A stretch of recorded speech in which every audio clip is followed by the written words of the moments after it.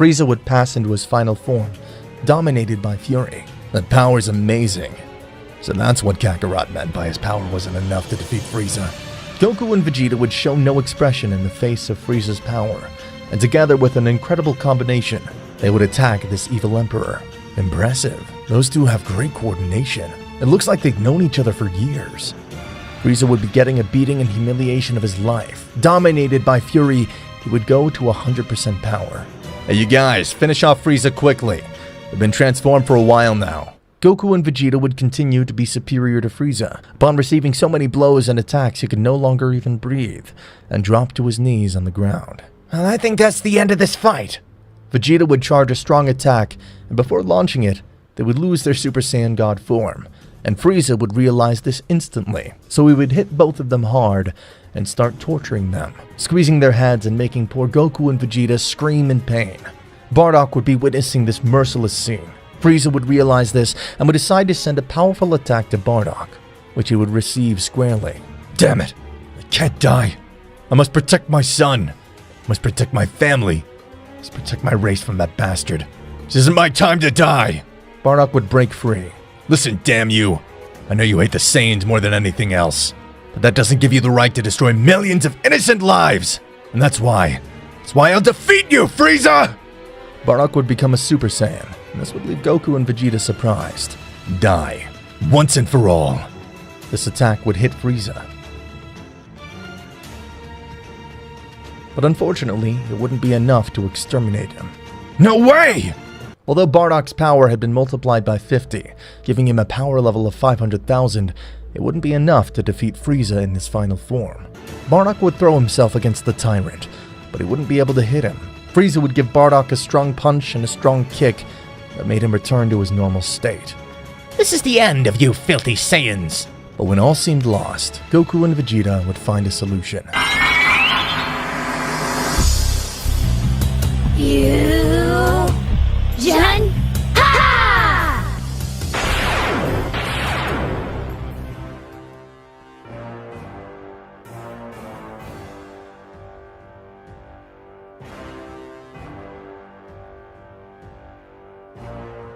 Goku and Vegeta had fused, thus giving rise to the most powerful mortal, Gogeta. But what the hell happened? Well, those two brats! I am neither Goku nor Vegeta, and I'm the one in charge of killing you! What nonsense! They can't defeat me, they're just kids! Gogeta would connect a strong punch to Frieza and say, It's time for you to die once and for all! Gogeta would charge a strong attack and exterminate the cold demon from the face of the universe. After that, everyone on planet Vegeta would celebrate, thanks to Goku and Vegeta. Goku and Vegeta would call King Vegeta and Bardock and tell them, Father, we have to go to planet Earth. We have a lot of things to do there. I understand, but will you ever come back? I don't think so, but you guys are always welcome to come visit us. Okay, thank you very much for freeing us from Frieza, and have a good trip. So Goku and Vegeta would leave for planet Earth. Ship of the Great King Cold, orbiting planet Vegeta. Sir, the computer can't find any trace of your son. Did those Saiyan gods really defeat him? No, can't be possible. Those useless monkeys were able to defeat the warrior from the most powerful race. Unbelievable, sir, but according to rumors, they are two super warriors. I believe their level is beyond the reach of any mortal. They even said to be stronger than the demon Majin Buu. Damn. If we go now, they could kill me without a problem. Sir, didn't you think to train? Training for a prestigious race like the Cold Demons is an insult. But I guess I have no choice. I think 6 months is more than enough to overcome them. At the end of these 6 months, Cold would receive a super power-up, becoming even stronger than Golden Frieza. Meanwhile, on Earth, Goku and Vegeta would overcome all the obstacles that were put in front of them. Goku would meet his grandfather again, which would make him very happy. Also, Vegeta would see Bulma again, and during those 6 months, the Saiyans didn't stay with their hands crossed either. They would train their base state, reaching simply catastrophic levels, to such an extent that Goku had a base state power of 6 million, as well as Vegeta. They would also learn to become Super Saiyans, which would give them a monstrous power of 300 million. In that state, they would also learn to master the God phase, and they were already able to use it by themselves without the need of a ritual. We received your orders, Great King Cold. Make your way to planet Vegeta. I have a score to settle with the king. In the course of those 6 months, Bardock would be crowned the new king, as he was the only Super Saiyan that existed on that planet. King Bardock, King Cold is headed our way. I don't think he means well. Call Nappa and Raditz. Tell them they have to tell Kakarot and Vegeta. You gotta come immediately. Try to buy as much time as possible. Alright, we'll go toward them. Oh, and one more thing. What is it, sir? Bring Broly. King Cold's ship would land on the planet. King Cold, what can I do for you? Listen to me, Bardock. If you don't want me to destroy this filthy planet, tell me right now the location of the people responsible for my son dying. Don't worry, they're on their way to annihilate you. Perfect. If they're coming, I'll greet them with a nice surprise. The destruction of their home planet. Over my dead body. King Cold and Bardock would begin to fight each other. With various fists and kicks, the battle between these two giants would make the entire planet tremble. What's wrong, Saiyan? Have you had enough? Of course not. I could do this all day. Then get ready, Cold would say, and his punch would be barely parried by Bardock. But Bardock would take a direct hit, and that's where Bardock would start to lose this battle. Despite all of his efforts to protect his planet, Cold was too much for him. He was just taking a beating. Punches and kicks were completely received by the Saiyan. And to finish him off, he would go to his 100% power form, in which he was unreachable for Bardock. And he would continue to receive a beating from Cold, until he decided to send an attack to Bardock to kill him once and for all. But before Cold could explode this attack, he'd receive a strong punch, which would be nothing more and nothing less than Broly. Broly, come at once! This place is very dangerous. Broly wouldn't listen to his father. He kept trying to hit Cold. Paragus would approach Broly to take him back. You guys are definitely in the way. You better die already. Cold would launch a strong attack that would hit Broly and Paragus. Broly would manage to resist it, but Paragus unfortunately could not. Oh, what a pity. That insect died. That's what happens for meddling where they shouldn't be. Broly would begin to release tears from his eyes, and his ki would begin to shoot out of control. The indomitable legendary Super Saiyan would make his introduction. Bardock, who was about to die, would witness what happened. Broly had become a legendary Super Saiyan, and there was no being in the world capable of stopping him. Oh no, this is really bad. His power's doubling over and over again. I have to do something before this gets out of hand. Cold would launch a strong attack that would simply be pulverized by Broly's aura. Then Broly would launch himself at Cold once, and that's where Cold would take a beating. Broly's strong blows would leave the great Cold Demon in pain. No way. If he keeps this up, this guy's going to kill me. Cold, with a great scream, would make Broly back down. I wasn't planning on using this transformation on anyone other than the insects that killed my son, but you leave me no choice. Get ready, because this is my new evolution, capable of fighting with the gods. Cold would begin to release energy and reach his final transformation, his Golden Cold phase.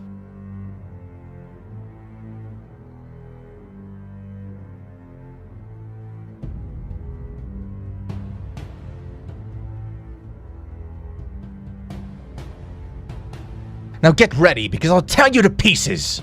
As a bit of a side note, I decided to use Golden Cooler's design because there's almost no images of Golden Cold, and also because it's more to my taste. It has a much more interesting design than it should be. So without further ado, let's continue. Broly would look blinded by anger and would go towards Cold. But this time, Cold would stop him with ease and would give him a strong blow. This would make the legendary warrior more enraged, that would pass fully to the legendary Super Saiyan, and this would give many more blows to Golden Cold that would continue, even with the legendary Super Saiyan. After that is when the two make strong attacks that would end with the agonizing victory of the Demon of the Cold.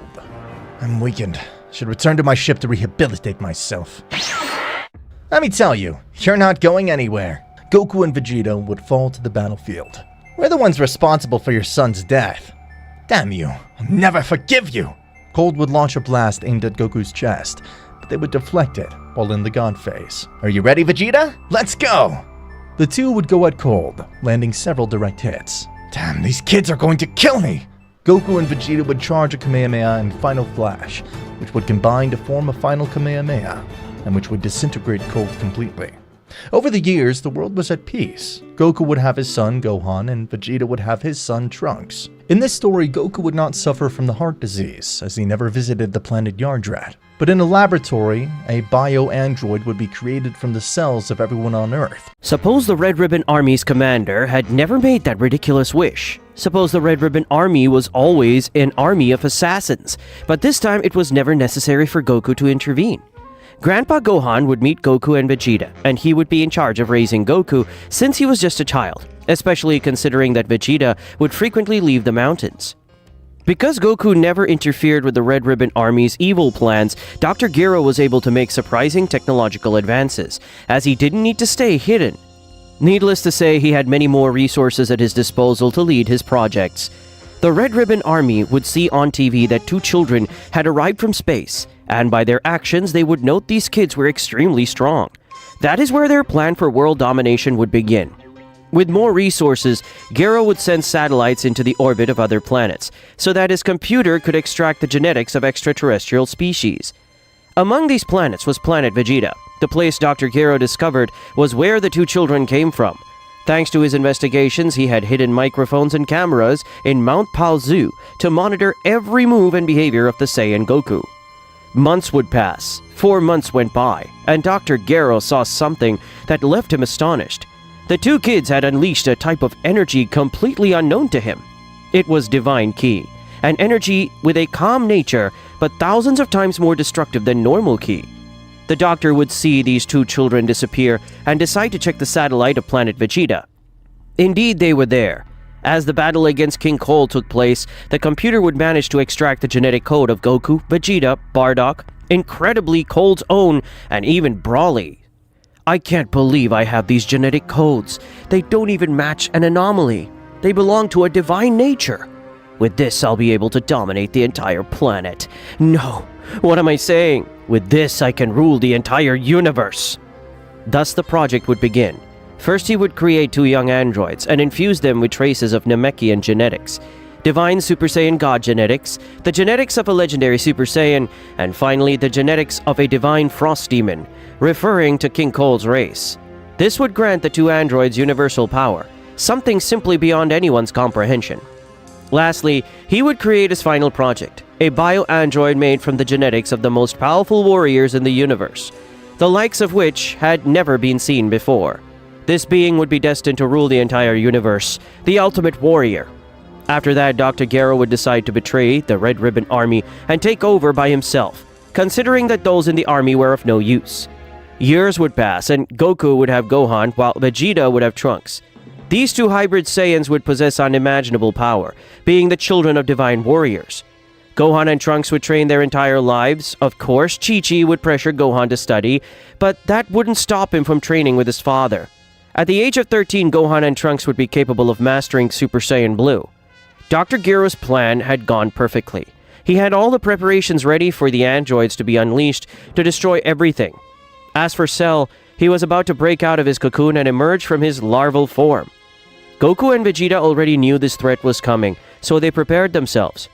Goku could partially use Super Saiyan Blue combined with the Kaioken, while Vegeta could use his Super Saiyan Blue evolution form.